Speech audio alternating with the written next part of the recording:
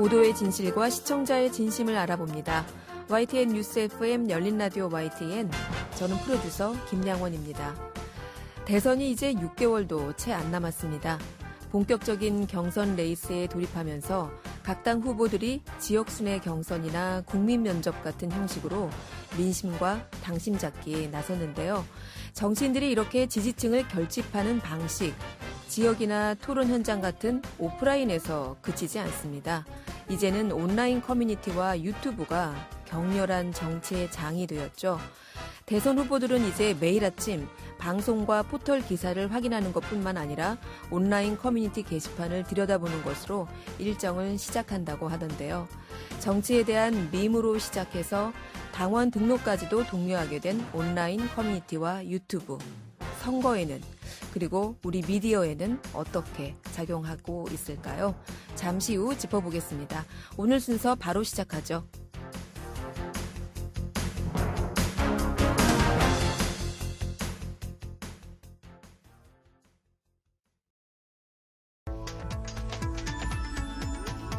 미디어가 전하는 이슈에 대한 다양한 분석과 팩트체크까지 바로 보고 뒤집어 보고 꼭꼭 씹어보기 위한 미디어 비평 프로그램 열린 라디오 YTN. 한 주간 뉴스를 꼭꼭 씹어보는 시간 미디어 비평입니다. 오늘은 송경재 상지대 교양학부 교수 전화 연결돼 있습니다. 교수님 안녕하세요. 네, 안녕하세요. 네, 자 이제 대선이 6개월 앞으로 다가왔는데요.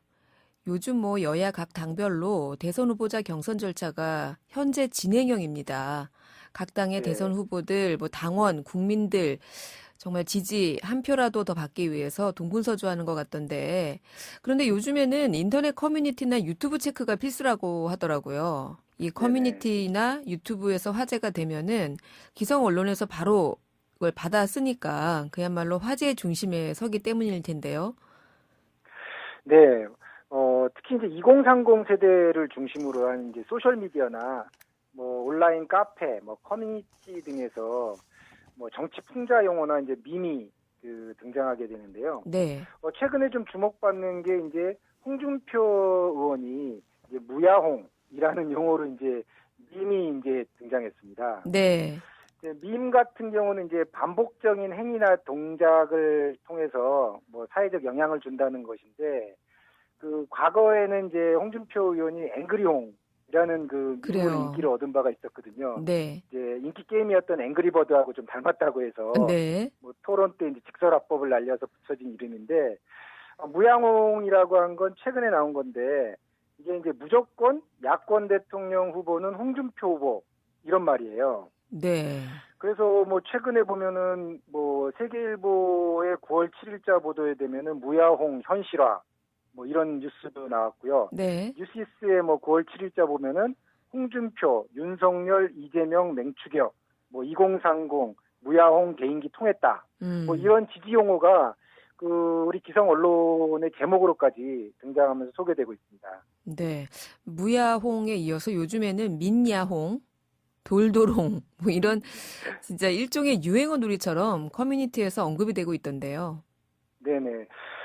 좀 더 살펴보면요, 사실은 지난 8월부터 이제 홍준표 국민의힘 후보의 무야홍이라는 밈은 2030 세대, 특히 보수 성향 남성들이 주 사용층인 이제 커뮤니티에서 좀 인기를 모았어요. 네. 이게 이제 무한도전이라고 하는 TV 프로그램에서 한 어르신이 이제 기분 좋게 좀 무야호하고 외치는 영상이 있었거든요. 네. 이게 이제 드라마의 이제 응답하라 시리즈에서 이제 시청자들이 어차피 남편은 누구누구다라고 네네. 부르던 이제 밈이 이제 결합한 건데, 여기에 이제 홍준표 후보하고 윤석열 후보가 경쟁 가도가 이제 격화되면서 좀 언론에서 좀 사용하게 된 것 같아요. 네. 특히 이제 2030 세대가 이제 커뮤니티에서 만든 용어가 기존 미디어에서 어느 정도 파급력이 있는지 한번 조사를 해봤는데요. 무야홍이란 단어를 이제 포털 뉴스 사이트 검색을 해봤어요. 네. 보니까 이제 다음 뉴스가 8월 말부터 한 2주간 236건이 되고요. 네이버 뉴스가 245건이에요. 네. 그러니까 아마 언론사마다 한 번씩은 다 다른 것 같습니다. 최근에는 밈이나 이런 현상을 통해서 아주 친근한 이미지를 중심으로 해서 2030 세대들이 중심으로 쓰고 있는 것 같습니다. 네. 이렇게 젊은 층이 정치에 관심을 갖게 되는 것, 뭐 나쁘지 않은 일이잖아요. 네. 그런데 이렇게 인터넷 커뮤니티가 정치 어떤 선거, 그 운동, 이런 거에 어떤 한 마당이 되는 현상, 이런 거를 좀 어떻게 봐야 될까요? 사실 우리나라는 정보화 수준이 상당히 높은 나라죠. 네. 전 국민의 92%가 인터넷을 사용하고 있거든요. 사실 그러면서 뭐 기존 미디어인 뭐 신문, 방송, 라디오 이것들과 함께 뭐 유튜브, 소셜 미디어, 뭐 온라인 커뮤니티에서 뭐 정치 운동하고 정보를 공유하는 행위가 상당히 자연스러운 정착이 됐어요. 네. 특히 이제 대통령 선거라고 하는 큰 정치 이벤트를 앞두고 인터넷 커뮤니티를 중심으로 해서 뭐 유력한 정치인이나 정당을 지지하는 운동이 이미 전 세계적으로 이제 활발하게 이루어지고 있거든요. 네. 뭐 미국만 예를 들어도 뭐 공화당을 지지하는 티파티 인터넷 커뮤니티나 뭐 민주당의 무브원 이런 인터넷 커뮤니티 같은 경우는 실제 정치에도 큰 위력을 가지고 있거든요. 네. 그래서 이런 온라인 커뮤니티가 현실 정치에 뛰어들어서 뭐 당원 가입, 뭐 투표 동료 운동을 벌이기도 하고요.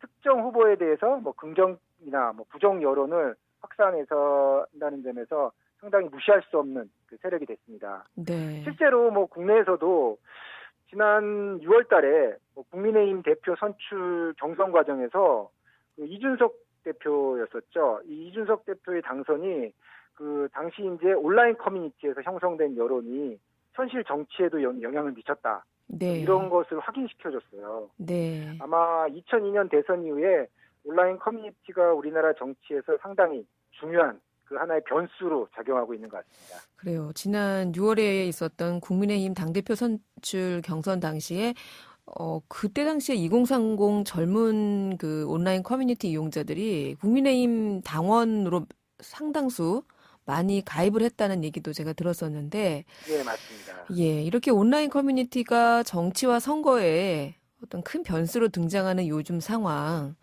이거 네네. 어떻게 봐야 될까요?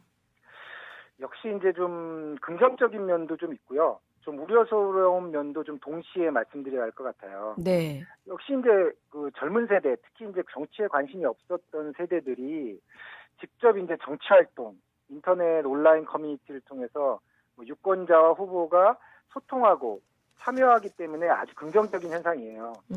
그리고 이제 여기서 만들어진 유행어나 밈이 네트워크를 타고서 전 국민에게 확산되는 거는 뭐 정치에 대한 뭐 장벽을 좀 낮춰줬다는 점에서 네. 상당히 좀 긍정적인 것 같아요. 네. 근데 좀 우려스러운 점도 있어요. 예를 든다면 뭐 무야홍 밈이라든가 이런 너무 유행에만 의존하는 것도 좀 경계해야 되거든요. 네. 그러니까 예를 들어서 선거라고 하는, 특히 대통령을 뽑는 선거 같은 경우는 뭐 정책이나 공약, 뭐 후보자의 진실성, 뭐 이런 것들을 바탕으로 해서 현명한 선거를 치러야 되는데 이런 기준이 좀 약화되고 뭐 인기투표, 뭐 유행어 만들기에 머무를 수도 있다라는 거예요. 네. 자칫 잘못하면은 뭐 인기 영합주의, 뭐 이런 거에 빠질 수도 있다는 건데요. 네.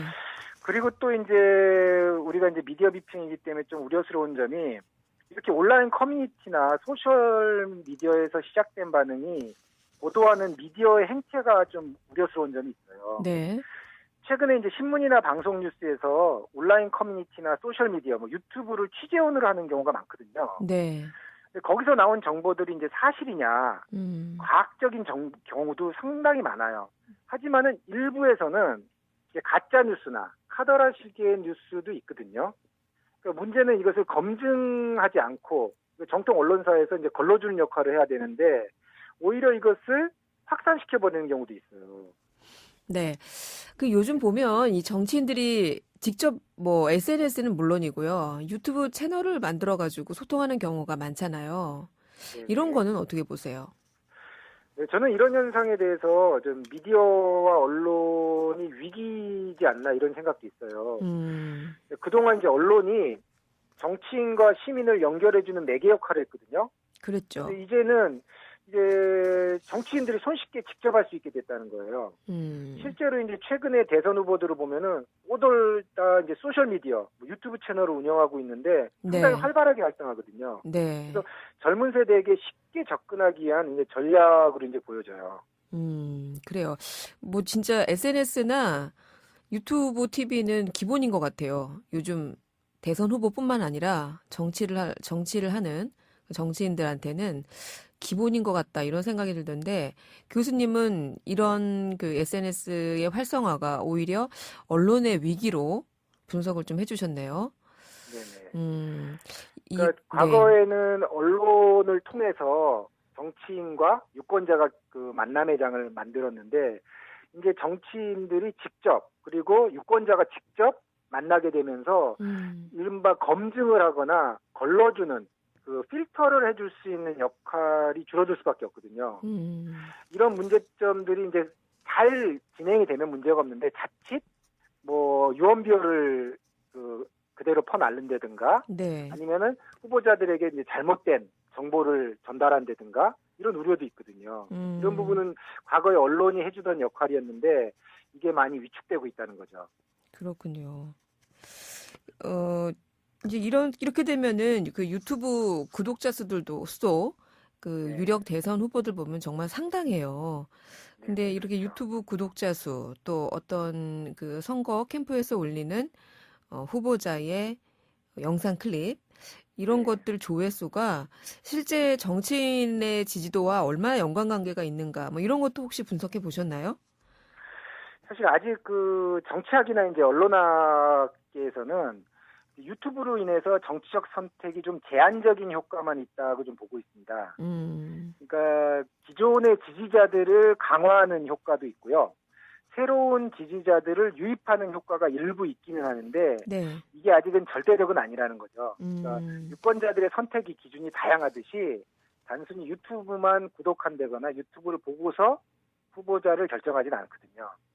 그런데 그 흥미로운 게 유튜브를 이용한 선거운동 효과가 상당히 그 인과관계는 없는데 상관관계는 있다는 거예요. 어려워요. 네네. 인과관계는 별로지만 상관관계는 있다. 이게 무슨 뜻일까요? 그러니까 좀 예를 들어서 설명한다면요. 네. 지금 더불어민주당이 이제 대선 후보 순회 경선이 진행 중이잖아요. 네. 이 민주당의 주요 후보들의 유튜브 구독자 수를 보면은 오프라인에서의 지지도하고 아주 일치해요. 그러니까 지난 충청권 경선에서요. 이재명 후보가 전체 득표의 54.72%를 얻었고요. 네. 이낙연 후보가 28.19%로 약 2배 지지율 격차거든요. 네. 근데 실제 유튜브 구독자 수를 보면요. 이재명 후보가 22만 7천 명. 네. 이낙연 후보가 그 절반이 안 되는 10만 9천 명이에요. 어떻게 보면 좀 우연의 일치인 것 같지만은 사실 다른 후보들의 수치를 보면은 현실의 실제 지지율하고 유튜브 구독자 수, 유튜브 조회수가 거의 비슷하거든요. 네. 이게 이제 상관관계가 있다라고 보통 얘기해요. 네, 인과관계는 아니지만. 그렇죠. 그러니까 유튜브를 봤다고 해서 지지를 했느냐 안 했느냐는 알 수 없지만은 네. 이게 실제 그 지지도하고 비슷하게 그 같이 나간다는 거죠. 네. 그래요. 우리 여당 후보들의 유튜브 구독자 수를 최근에 있었던 민주당 내 대선 후보 경선에서 들여다봤더니 실제 지지율과 매우 흡사한 추이를 보였다. 이렇게 분석하셨는데 이 야당인 국민의힘 후보들도 그런 추이가 좀 있어요? 네, 국민의힘 같은 경우는 약간 좀 다른데요. 네. 이것은 아마 그 유튜브 계정을 이제 얼마나 오래 운영했느냐, 좀 짧게 운영했느냐의 차이가 있는 것 같아요. 국민의힘은 그 이른바 TV 홍카콜라라고 하죠. 네. 홍준표 후보의 유튜브 계정이 압도적이에요. 사실은 뭐 2018년 11월부터 뭐 운영을 했고요. 그래요. 이분은 오래됐어요. 예, 그리고 좀 여론의 그 주목도도 많이 받았거든요. 초창기에요. 네. 구독자 수도 47만 명 정도 됩니다. 와. 네, 그리고 이제 유승민 후보 같은 경우는 2017년에 오픈을 했는데 네. 구독자 수는 이제 공개되지 않고 이제 한 1,350만 뷰 정도가 이제 기록하고 있고요.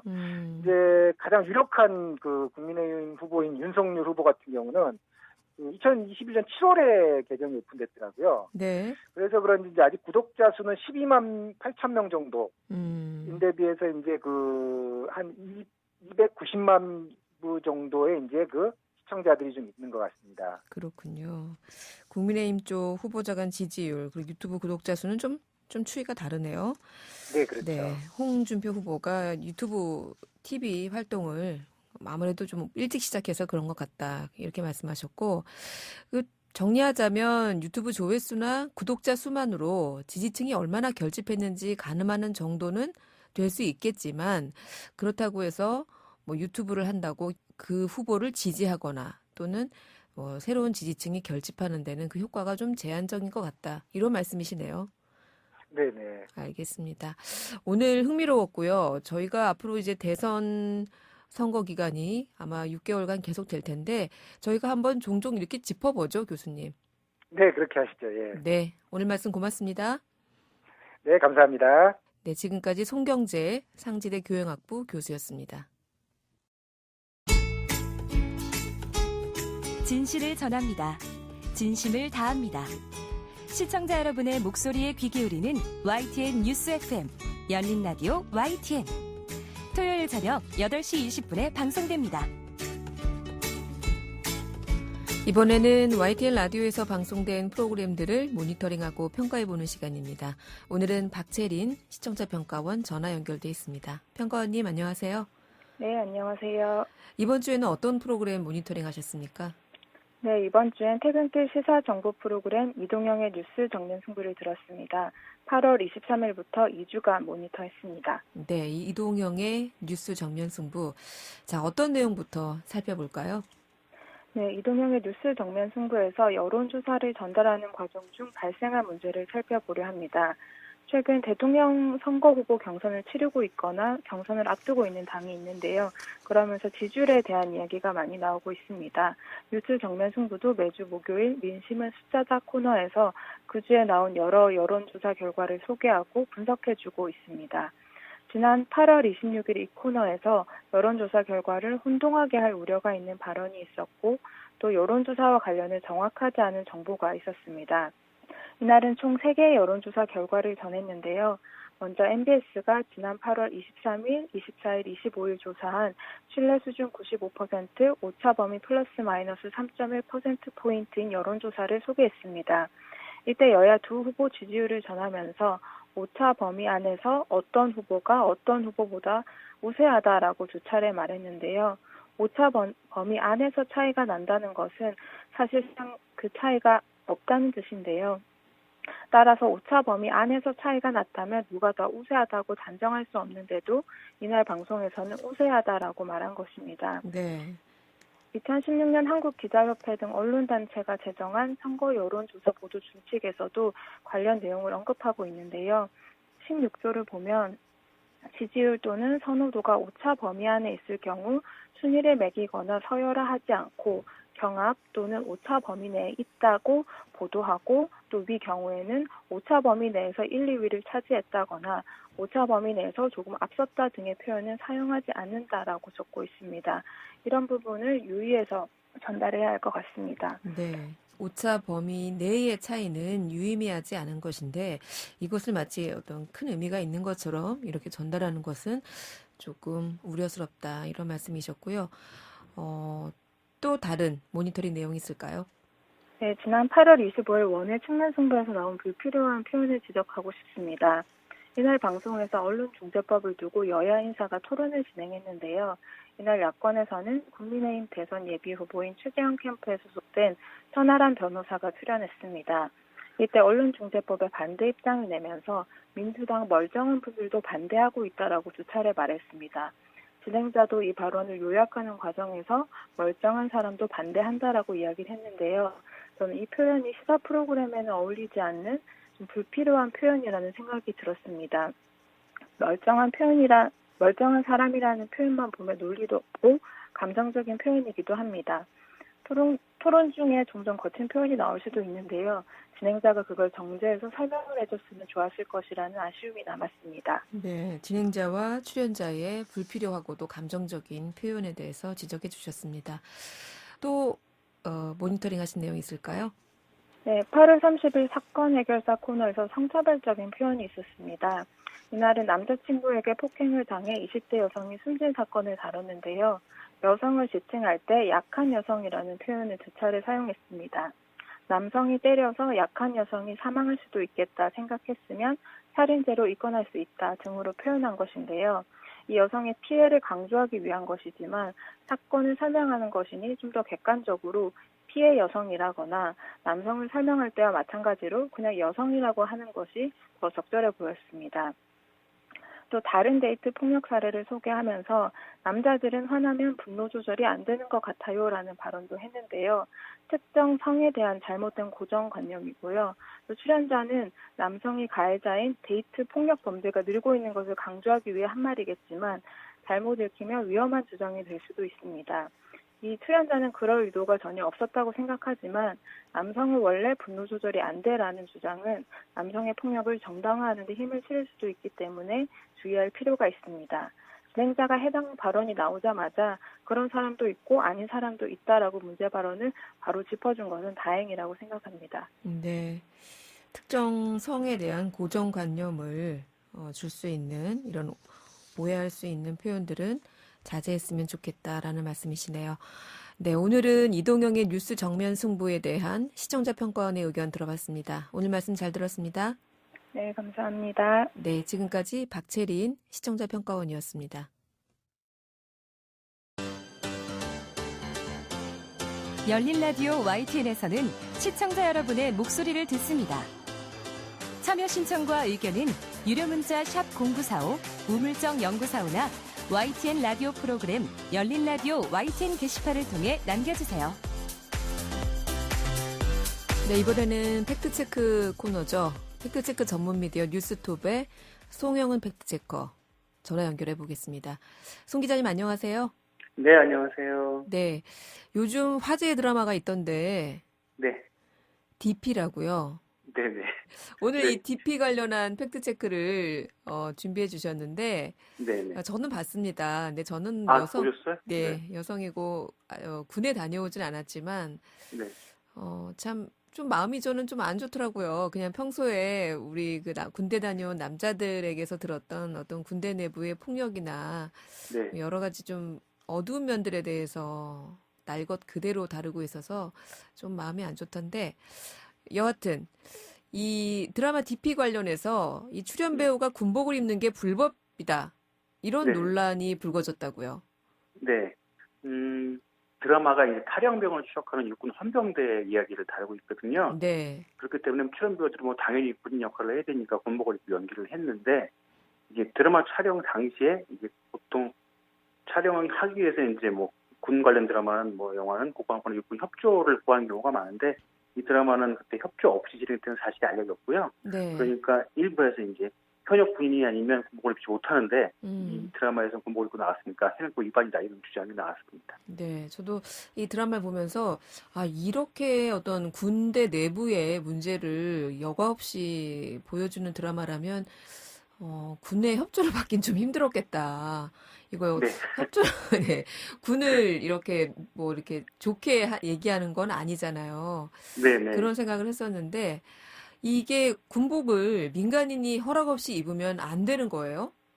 네, 그런 법이 있습니다. 어, 군복 및 군용 장구의 단속에 관한 법률, 군복 단속법이라고 하는데요. 네. 이 법 구조에 보면은 군인이 아닌 자는 군복을 착용하거나 군용 장구를 사용 또는 휴대해서는 안 된다. 꼭 규정하고 있는데요. 위반 시에는 10만 원 이하의 벌금이나 불이익, 과료로 처벌을 받게 됩니다. 네. 그리고 보통 전에 이제 보수 집회에서 군복 입으신 분들이 많으셨죠. 그리고 그거는 태극기 집회 이런 데 보면은 네. 막 어르신들이 군복 입고 나오시잖아요. 네네. 근데 그분들이 착용하신 군복은 대부분 이제 실제 현재 군복이 아니고 유사 군복이었는데요. 디자인이 같을 거라고 볼 수 있죠. 네. 근데 그런 것도 군복 단속법 제8조에 보면 군복 등의 제조 판매 금지 조항이 있습니다. 여기 보면 누구든지 유사 군복을 제조 또는 판매하거나 판매할 목적으로 소지하여서는 아니 된다라고 규정하고 있습니다. 그리고 이를 위반하면은 1년 이하의 징역 또는 1,000만 원 이하의 벌금이 처하도록 하고 있습니다. 네. 군복이든 유사 군복이든 네. 어쨌든 둘 다 위법 사항이다. 네. 네, 그러면 이 드라마 DP의 제작진이 법을 위반했다고 봐야 되나요? 예, 그런데 예외 조항이 있습니다. 예외 그렇겠죠. 조항이 네. 네. 문화예술 활동이나 공익 활동 등 다른 법령이나 국방부 이랑에서 정하는 경우에는 예외적으로 허가하고 있는데요. 이 같은 법 구조 3항에 따르면 문화예술 활동을 위해 군복을 착용하면 군복 단속법과 상관없이 현역 군인이 아니더라도 군복을 착용할 수 있다고 되어 있습니다. 네. 예, 그런데 일반적으로 보통 드라마는 문화예술 활동으로 여기고 있는데 이와 가지는 아직 보험 판례가 없어서요. 네. 100% 명확하지는 않지만 이 문화예술법, 예술진흥법 2조를 보면은 문화예술을 문학, 미술, 음악, 무용, 연극, 영화, 연예, 국악, 사진, 건축, 엄원, 출판 및 만화로 정의하고 있습니다. 네. 드라마 제작을 영화 또는 연예 창작물을 제작하는 행위라고 본다면은 이 군 협조 없이도 군복 입은 배우가 출연하는 드라마를 제작할 수 있다는 거죠. 네. 그리고 또 다른 상황도 있는데요. 이 착용이 금지되는 군복은 현재 군에서 실제로 사용하는 군복 또는 그와 유사한 군복으로 한정되기 때문에 이 디자인이 다른 구형 군복은 군복 단속법 적용에서는 제외가 됩니다. 이 관련 판결이 있었는데요. 2019년 대법원 판결에 당시 대법원은 군복 단속법에서 금지하는 군복은 군이 현재 사용 중인 군복으로 한정 해석하는 것이 타당하다. 그렇게 구형하면서 구형 군 전투화를 판매한 혐의로 기소된 피고인에게 무죄를 선고한 사례가 있는데요. 네. 그러니까 구형 군복은 민간이 누구나 입더라도 현재 군인과 민간인이 구별이 불가능할 정도는 아니라는 이런 근거였습니다. 네. 뭐 예를 들자면 한국 전쟁 때 아주 옛날 배경으로 한 그런 현재 입지 않는 군복은 입어도 상관없다. 뭐 이런 거네요. 네. 네, 그렇습니다. 그래요. 문화예술 영역까지 이렇게 규제하면 안 될 것 같아요. 예, 드라마 DP에서 출연자들의 군복 착용은 위법이다라는 주장은 대체로 사실이 아닌 걸로 해야겠죠? 네. 네. 자, 다음은 코로나19와 관련한 팩트체크 준비하셨다고요? 네. 최근 사회적 거리두기 4단계가 계속 이어지면서 이 피로감을 호소하는 일이 늘어나고 있습니다. 네. 그러면서 일부에서 이제 코로나19로 인한 질환이 중대한 질병이 아니다. 이런 주장이 다시 나오고 있는데요. 대표적인 게 코로나19는 감기 수준이다. 그 정도로 낮아졌다. 이런 주장이 대표적입니다. 저희가 이 코로나19와 관련된 팩트체크는 사실은 거의 한 달에 한 번은 하는 것 같아요. 네. 네. 계속 팩트체크를 하지만 계속해서 또 이런 주장이 나오고 있는데 코로나19가 감기 수준이다. 이게 코로나19를 단순 감기와 비교할 수 있습니까? 일단은 코로나19 팬데믹은 현재 여전히 진행 중인 상황이고요. 네. 또 인류가 이제 처음 겪는 상황이기 때문에 이게 종식되기 전까지는 그 전까지 자료와 데이터 가지고 다른 것과 비교하기 좀 어려운데요. 명확하게 되기 어려운데 게다가 또 이제 공식적으로는 감기로 인한 사망자 수와 사망률은 집계되지 않고 있습니다. 네. 감기 때문에 감기로 시작해 다른 질환으로 발견되거나 번지거나 또는 합병증으로 사망하는 경우는 있어도 감기 때문에 바로 죽는 사망자 나온 경우가 거의 없기 때문입니다. 예, 그러면 감기 말고 독감하고 이 코로나19를 비교하면 어떨까요? 네, 그 비교가 가능한데요. 서양에서도 감기와 독감 영어가 다르듯이 영어로는 미국에서 이제 인플루엔자, 플루라고 불리는 독감으로 인한 사망자 집계가 있습니다. 네. 통계청에 따르면 지난 10년간 한국에서 우리나라에서 2,126명이 사망했습니다. 독감으로? 네. 한파가 극심했던 2018년에는 이 사망자 수가 720명까지 들어서 대체로 한 해 100에서 200명 정도가 사망에 이르고 있습니다. 네. 네. 근데 반면 현재 코로나19로 인한 치명률 관리가 잘 되고 있는 것으로 평가받는 우리나라에서 지난해부터 올해 8월까지 코로나19로 사망한 사람은 2,685명이었습니다. 그리고 같은 기간에 미국에서는 64만 명이 사망을 했고요. 네. 예. 또 WHO 자료에 따르면 전 세계에서 독감으로 인해 한 해 사망자는 29만에서 65만 명 정도인데 이 코로나19로 인한 사망자는 1년 8개월 동안 450만 명이었습니다. 아이고. 예. 셧다운을 하고 국가별 셧다운하고 이렇게 사회적 거리두기를 강력하게 시행했는 정도인 거 보면은 대충 비교해도 코로나19로 인한 사망자가 독감보다 5배에서 10배 이상 치명이 높다고 볼 수 있습니다. 그래요. 이제 코로나19를 우리 이제 앞서 송 기자님도 팬데믹이라고 말씀해 주셨잖아요. 네. 그럼 우리 과거의 팬데믹, 그 스페인 독감, 신종 인플루엔자 이런 과거의 전염병하고도 이런 치명률을 비교한다면 코로나19가 어느 정도일까요? 네, 이 자료가 있는데요. 2015년 6월 동아일보가 당시 WHO, 미국 CDC 질병통제방센터 자료를 인용해서요. 최근 100년간 유행한 10대 전염병 이 사망자 수 기준을 집계해서 보도한 바가 있습니다. 네. 그에 따르면 1위가 에이즈 3,900만 명이 사망했습니다. 2위는 스페인 독감 2천만 명. 네. 그 다음에 아시아 독감 200만 명. 그리고 홍콩 독감 100만 명, 7차 콜레라 57만 명, 신종 인플루엔자가 28만 4천 명 이런 순이었습니다. 네. 아까 말씀드린 대로 현재 코로나19로 인한 전 세계 사망자가 약 450만 명인 것을 감안하면은 최근 100년 동안 인류의 역사에서 코로나19는 사망자 수를 따졌을 때 에이즈와 스페인 독감에 이어서 세 번째로 치명적인 전염병으로 기록되고 있습니다. 현재 네. 실경입니다. 코로나19가 인류 역사상 세 번째로 많은 사망자를 냈다. 사망자 수가 심각하네요. 정말 네. 코로나19 가볍게 여기시면 안 됩니다. 네. 아직 현재 진행형이라고 우리 네. 송 기자님도 말씀하셨는데 진짜 어떻게 끝날지를 몰라요. 네. 네, 조심하셔야겠습니다. 자, 마지막 팩트체크는 촉법 소년을 준비하셨군요. 네. 최근 인천중학생 성추행 사건 피해자의 엄마라고 밝힌 분이 청와대 국민청원에 올리면서 생일이 지났느냐 그렇지 않냐에 따라서 몇 달 차이로 처벌을 피하는 경우를 강하게 비판해서 논란이 됐는데요. 네. 이 청소년들의 강력범죄 사건 보도가 있을 때마다 이 촉법소년 규정이 처벌에 걸림돌이 된다 이런 내용입니다. 촉법소년은 범행 당시 만 14세가 되지 않은 소년범을 뜻하는데요. 네. 이 소년법에 따라서 형처벌을 받지 않고 보호처분을 받게 되고요. 최근 14대 미만의 강력범죄가 늘어나면서 연령 기준을 낮춰야 한다는 주장이 다시 제기되고 있습니다. 예, 그런데 이 촉법소년의 숫자 통계 관련해서 좀 주장이 엇갈리는 발언이 나왔는데 네. 한쪽에서는 촉법소년이 증가한다고 주장하는데 한쪽에서는 아니라고 얘기했습니다. 사실 최근에 언론 보도가 계속 있어서 우리가 그렇게 느끼는지도 모르겠지만 네. 청소년들의 강력범죄가 사실 좀 과거에 비해서 많이 는 것 같긴 하거든요. 네. 그런데 이런 범죄가 증가하면서 촉법소년도 증가했다? 아니다? 어떤 주장이 맞습니까? 네, 일단 한쪽 주장은 김용판 국민의힘 의원 자료인데요. 네. 경찰청 자료를 통해서 공개한 최근 5년간 촉법소년, 소년부 송치 현황 자료에 따르면 이 촉법소년의 수는 2016년 6,576명, 2017년 7,533명, 2018년 7,364명, 2019년 8,615명, 2020년 9,606명으로 계속 증가 추세입니다. 4년 동안 약 42%나 늘어난 수치고요. 네. 5년간 합계는 39,694명에 달합니다. 그런데 이 통계에 이어서 이런 자료에 의해서 촉법소년의 수가 증가하고 있지 않다는 주장이 나왔습니다. 네. 이필우 변호사가 한 방송에 출연해서 경찰에서 송치한 건이 있었다는 것이 전체적인 촉법소년에 관한 사건이 있었다는 건 아니다. 이 점진적으로 감소하고 있다가 최근에는 보합세 거의 유지되는 추세다 이렇게 말했습니다. 이 촉법소년의 수가 증가하고 있다는 게 사실이 아니니까 법 강화보다는 교육에 집중해야 된다 이런 취지에서 발언하는 것입니다. 예, 어느 쪽 주장이 맞는 겁니까? 예, 확인을 해봤습니다. 지난 5년 동안 촉법소년의 수는 확실히 증가세에 많습니다.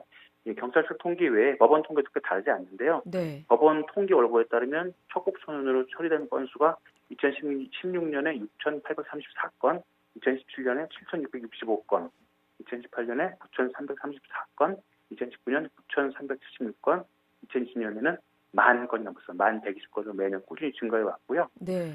네, 이렇게 해서 확인을 해보니까 촉법소년의 수가 감소 및 보합세라는 변호사의 주장의 근거는 촉법소년이 아니라 소년사범 혹은 소년범에 해당하는 내용을 보입니다. 소년사범이란 소년사범은 촉법소년과 조금 다른데 법률을 위반하여 수사기한이 입건된 만 10세 미만의 자였어요. 만 14세 이상 10세 미만 촉법소년의 대상은 아니지만 만 10세 이상의 미성년도 포함됩니다. 좀 범위가 넓은 거죠. 네. 네, 그래서 실제로 소년사건 보호 송치 건수는 2012년부터 15년까지 감소하다가 그 이후로 좀 비슷비슷하게 보합세가 지속되고 있는 게 맞습니다. 그걸 보면은 이 필요해서 언급한 추세가 좀 맞는 것 같습니다. 그럼 이 변호사님이 좀 용어를 혼동하신 건가요? 그럴 수도 있을 것 같습니다. 이 언론 보도에서 그런데 촉법소년과 소년사범으로 혼용해서 쓰는 경우가 꽤 있습니다. 네. 일단 14세 이상의 청소년들은 형사처벌이 가능합니다. 이 촉법소년의 연령을 문제 삼으면서 그 사례로 14세 이상 고등학생들의 범죄를 언급하는 사례가 기사가 종종 있습니다. 형법 제9조 형사 미성년자 항목에는 14세 되지 아니한 자의 행위는 벌하지 아니한다고 규정하고 있습니다. 그리고 소년법 제2조는 소년은 19세 미만인 자로 정의하고요. 제4조는 형벌 법령에 저촉되는 행위를 한 10세 이상 10세 미만인 소년은 소년부의 보호사건으로 심의한다고 규정하고 있습니다. 이렇게 규정이 조금 다르고요. 예, 그러면서 용어가 헷갈릴 수 있는데 일단 촉법소년의 연령을 낮추는 데는 좀 신중한 접근이 필요한 상황입니다. 네. 2019년 개정된 유엔 아동 권리 협약을 보면 우리나라의 한국에 대해서 형사 미성년자 연령을 14세로 유지할 것을 권고했습니다.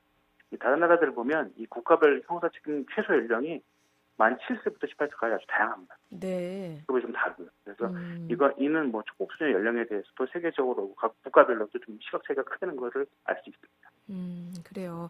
요즘 어른들이 애들이 더 무서워 이런 말씀하시던데 물론 흉악한 범죄의 피해자가 만약에 된다면 정말 어떻게든 뭐 그 나이가 많든 적든 간에 가해자에게 죄의 대가를 치르게 하고 싶죠. 네, 그렇다 하더라도 이렇게 형사사건에서 미성년자의 나이를 낮추는 것, 촉법소년의 폐지 또는 조정 이런 거는 조금 신중해야 한다. 이런 지적이시네요. 네, 알겠습니다. 오늘 말씀 여기까지 들을게요. 고맙습니다. 네, 감사합니다. 네, 지금까지 뉴스톱의 송영훈 팩트체커였습니다.